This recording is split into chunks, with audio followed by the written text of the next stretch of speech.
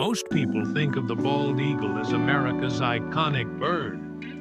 But did you know Benjamin Franklin actually preferred the turkey? In a letter to his daughter, Franklin criticized the bald eagle as a bird of bad moral character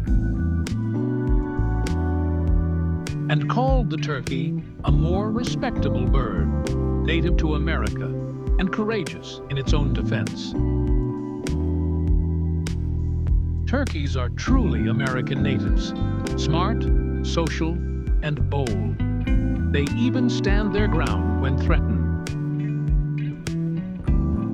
While Franklin didn't get his wish, the turkey still earned its place in American tradition, especially at the Thanksgiving table. So, if you had to choose, would you go with the majestic eagle or the noble turkey? Let us know below. Thanks for watching. Like for more amazing poultry facts.